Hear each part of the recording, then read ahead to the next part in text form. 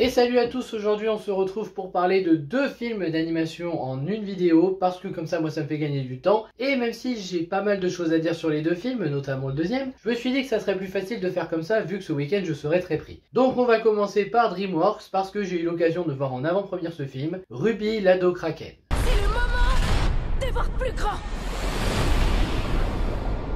Ruby Gillman est une ado ordinaire, ou du moins elle essaye d'être une ado ordinaire au milieu des autres, mais elle semble avoir du mal à être considérée comme normale. Elle va tout de même essayer de faire de son mieux pour, mais à côté elle va aussi enfin découvrir les origines Kraken qu'elle possède, qu'elle est la princesse héritière du trône, et qu'elle va devoir prendre ses responsabilités de princesse afin de lutter contre les sirènes. En gros le résumé c'est Ruby Gillman qui veut devenir une adolescente comme les autres, mais elle va devoir choisir entre ses origines de Kraken et sa vie d'adolescente, étudiante, lycéenne comme elle est. Alors, que dire sur Ruby l'ado Kraken? Je dois reconnaître que quand j'ai vu la bande-annonce, j'avais pas une grosse attente. Comparé au chapeauté où j'avoue j'avais une petite attente, là j'en avais pas une aussi grande et je me disais, ça sort après le chapeauté, ils ont l'air d'avoir enfin compris DreamWorks, enfin un détail près, donc on pourrait peut-être laisser une chance à Ruby. Donc j'ai eu l'occasion de le voir en avant-première, et je dois reconnaître, Ruby l'ado Kraken n'est pas un visionnage que je regrette. C'est loin d'être un grand DreamWorks qui restera dans les mémoires, mais on sent qu'il y a quand même eu un beau travail d'écriture derrière, et même d'animation visuelle, il y a eu vraiment des idées. Par contre, à côté, il y a aussi des points qu'on ne peut pas pardonner. Dans le négatif, déjà pour faire court,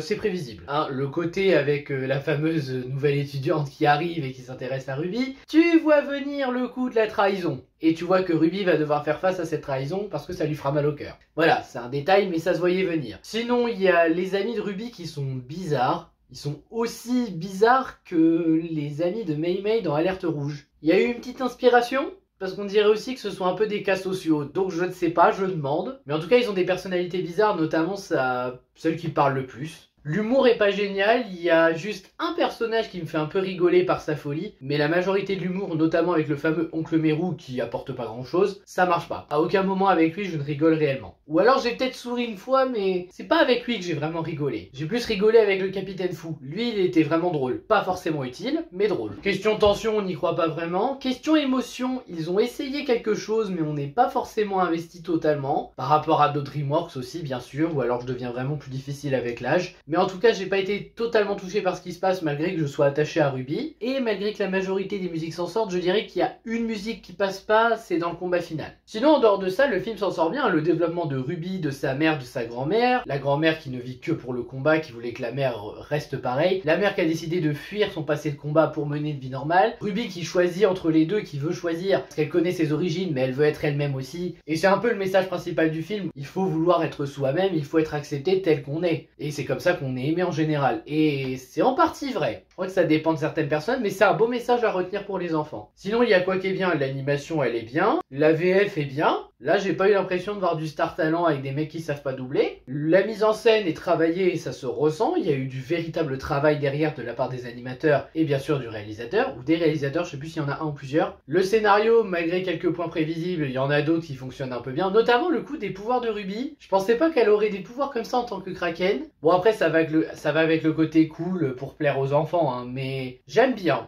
Voilà, je peux pas nier, j'aime bien. Le symbolisme très efficace, l'univers des Kraken avec les sirènes qui est assez bien développé, à tel point qu'on se demande s'il n'y a pas d'autres peuples qui pourraient aussi être intéressants dans une suite. Faut voir si Ruby l'ado Kraken va bien marcher et si les scénaristes ont envie de faire une suite aussi. Hein. La relation mère-fille, la fin qui va avec le message et l'évolution de Ruby. Oui, vraiment, dans l'ensemble, Ruby l'ado Kraken, c'est pas un grand film. Ce n'est pas un grand DreamWorks qui restera dans les mémoires, auquel on se dira plusieurs années plus tard. Oh ouais, Ruby, c'était tellement énorme. Mais je pense que c'est un bon DreamWorks qui mérite de se faire remarquer. Après, c'est clair que si je dois être honnête, je pense que je préfère revoir le chapeauté que Ruby. Mais Ruby est tout de même un film où j'ai passé un bon moment et je ne regrette pas de l'avoir découvert en avant-première. Mais quid de Élémentaire de Pixar? Tu vois, il se régale.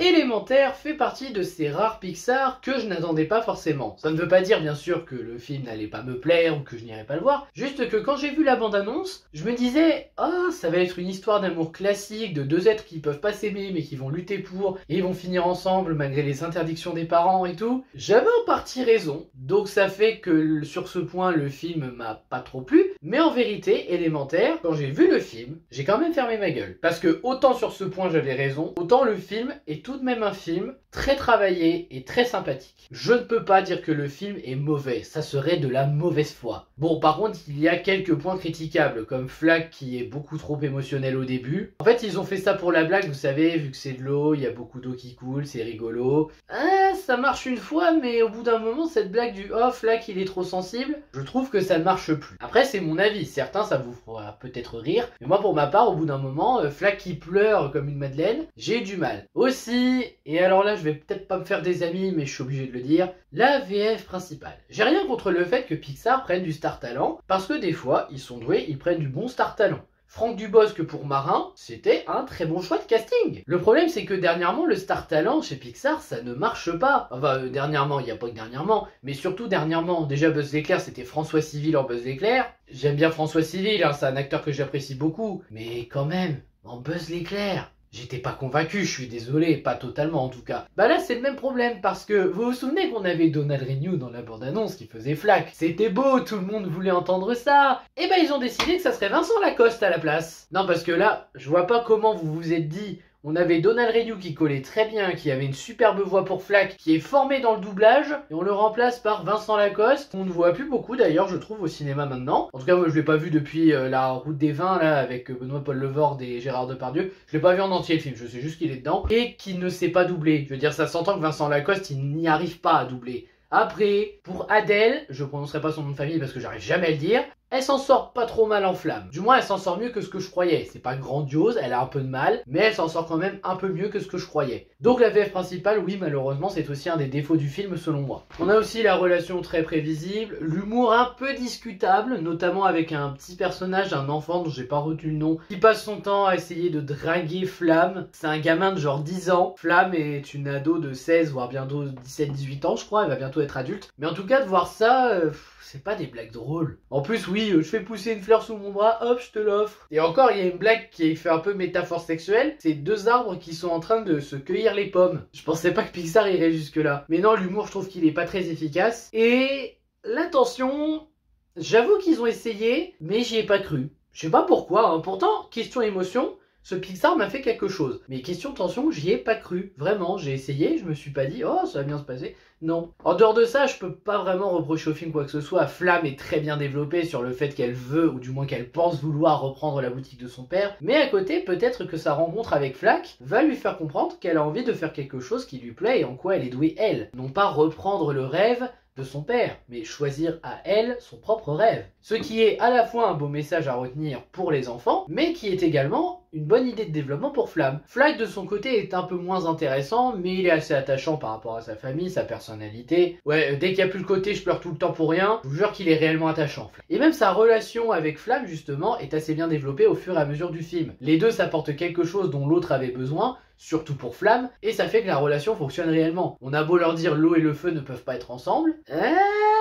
on va prouver le contraire. Donc oui, c'est prévisible, mais ça reste très bien écrit dans la relation. Après, question décor, c'est joli. Le père de Flamme, vu le passé qu'il a eu, il est pas détestable, on comprend pourquoi il est comme ça. Question animation, c'est très bien géré. Mise en scène, c'est très beau. L'univers est très créatif. Sincèrement, ça, c'est un truc chez Pixar qui m'a toujours impressionné. Chacun de leurs films, tu vois un univers qui semble magnifique. Franchement, quand tu vois les univers qu'ils font, incroyable. Franchement, s'il y a un point sur lequel on retient Pixar, à mon humble avis, c'est les univers. Et celui-là ne fait pas exception. C'est un très bel univers qui te donne envie d'en voir plus. Après, ça se limite aux 4 éléments. Le feu, l'eau, le vent avec les nuages, et la terre, ou plutôt le bois ici, parce que c'est des bonhommes en bois et pas en terre. Peut-être qu'on pousserait un peu plus tard, je ne sais pas. Après, avec les 4 éléments, pourquoi pas. Après, la VF secondaire est aussi qualitative, les costumes, si on peut dire ça comme ça, c'est pas trop mal aussi. En fait, dans l'ensemble, le film s'en sort vraiment de manière très sympathique. C'est pas parfait, bien sûr, mais je pense que Pixar n'atteindra plus jamais les grands jours de l'époque, faut se faire une raison. Pour autant, je trouve quand même qu'ils ont fait du bon travail avec ce film. Ça me ferait un peu mal qu'il bide. Je veux dire, je comprends pourquoi il intéresse pas énormément, hein, le scénario a l'air prévisible. Honnêtement, en dehors de ça, le film a pas l'air si mal. Donc si vous avez l'occasion, donnez-lui sa chance au cinéma. Et pareil pour Ruby, hein. Mais Ruby,